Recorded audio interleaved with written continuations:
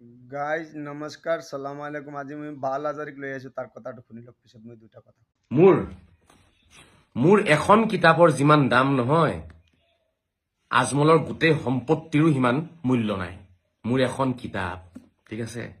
বহুতে মোক সুধি থাকে নহয়, মই কোন হওঁ, মই सुन मुस्तफा आजारी, तेरे को अगर मिलता था ना, भेंचुत इतना मारते ना मैं, केला कुकुर पाले तुक अगर मुर उसरत तुक पाले हेतु ना तो तेरी माँ का ऐसी मारता। কিতাপৰ যিমান মূল্য আছে নহয়, আজমলৰ গোটেই জীৱনৰ সম্পত্তি, আজমলৰ বাপেকৰ গোটেই সম্পত্তিৰো সিমান মূল্য নাই, বুজিছানে। আমাৰ লগত আছে কিতাপ, আমি সঁচা কথা কওঁ।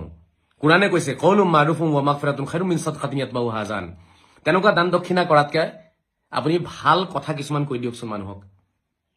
সেই তেনেকুৱা দান দক্ষিণা নকৰিব না, যি দান দক্ষিণা কৰাৰ পিছত মানুহক আপুনি কষ্ট দিয়ে, মানুহক লজ্জানত কৰে। কিতাপৰ মূল্য, তোৰ কিতাপ কি? তোৰ কিতাপ কৈ তোৰ নিচিনা কুত্তা মুই পালে না হেতুন মাদাৰ চুত তহঁতৰ নিচিনা বন্ধ আৰু কৈ আছে বদৰুদ্দিন আজমলৰ কিতাপ, তোৰ কিতাপৰ কৈ মানে মাদাৰ চুত তোক কি কম মানুহে, মোৰ মুখত মানে বিয়া বস্তু আহে, বিয়া বস্তু মানে গালি আহিলে মোক বহুত বিয়া পায় মানুহে, মোক এইটো কাৰণে মানুহে মই ফেচবুকত নাহোঁ, মোৰ মুখটো মানে খুলিলে বহুত বেয়া, বুজি পালে নেকি?